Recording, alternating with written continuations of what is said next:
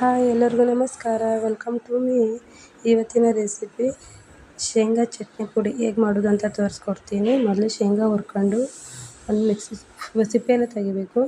ಆಮೇಲೆ ನೋಡಿ ಈ ಥರ ಸಿಪ್ಪೆ ಎಲ್ಲ ತೆಗೆದಾದ್ಮೇಲೆ ಫುಲ್ ತಣ್ಣಗಾಗಬೇಕು. ಒಂದು ಮಿಕ್ಸಿ ಜಾರ್ಗೆ ಹಾಕ್ಕೊಂಡು ನೀರು ಹಾಕಬೇಡಿ, ನೀರು ಹಾಕೋದೇ ಒಂದು ರೌಂಡ್ ಮಿಕ್ಸಿ ಹಾಕ್ಕೊಳ್ಳಿ. ಆಮೇಲೆ ಸ್ವಲ್ಪ ಬೆಳ್ಳುಳ್ಳಿ, ಕರಿಬೇವಿನ ಸೊಪ್ಪು, ರುಚಿಗೆ ತಕ್ಕಷ್ಟು ಉಪ್ಪನ್ನು ಹಾಕಿ ನಾನು 1 ಟೇಬಲ್ ಸ್ಪೂನ್ ಖಾರದ ಪುಡಿ ಹಾಕಿದ್ದೀನಿ. ನಿಮಗೆ ಖಾರ ಎಷ್ಟು ಬೇಕೋ ಅಷ್ಟು ಹಾಕ್ಕೊಳ್ಳಿ. ಆಮೇಲೆ ಸಕ್ಕರೆ ಪುಡಿ ಹಾಕಿದ್ದೀನಿ. ಎಲ್ಲ ಮಿಕ್ಸ್ ಮಾಡಿ ನೋಡಿ ನೀರು ಹಾಕೋದೇ ತೆರಿಯಾಗಿ ರುಬ್ಬಬೇಕು. ನೋಡಿ ಈ ಥರ ನೋಡಿದ್ರೆ ಇದನ್ನೆಲ್ಲ 15 ದಿನ, 1 ತಿಂಗಳು ಒಂದು ಡಬ್ಬದಲ್ಲಿ ಹಾಕಿಟ್ಕೊಂಡ್ರೆ ದೋಸೆಗೆ ಆಮೇಲೆ ಚಟ್ನಿ ಪುಡಿ ಎಷ್ಟು ಚೆಂದ ಆಗೋದಲ್ಲಿ ದೋಸೆಗೆ ಹಾಕ್ಕೊಂಡು ತಿನ್ಬೋದು. ದೋಸೆಗೆ ಚಟ್ನಿ ಪುಡಿ ಹಾಕೊಂಡು ಒಂದು ಸ್ಪೂನ್ ತುಪ್ಪ ಹಾಕೊಂಡು ಮಿಕ್ಸ್ ಮಾಡ್ಕೊಂಡು ತಿಂದರೆ ಒಳ್ಳೆ ಟೇಸ್ಟ್ ಇರ್ತದೆ. ಮತ್ತು ಇದು ಮಳೆಗಾಲದಲ್ಲಂತೂ ಸೂಪರಾಗಿರ್ತದೆ ಕಾಂಬಿನೇಷನ್. ಮೊಸರು ಅನ್ನೋ ಕಾಂಬಿನೇಷನ್ ಒಳ್ಳೆ ಇರ್ತದೆ.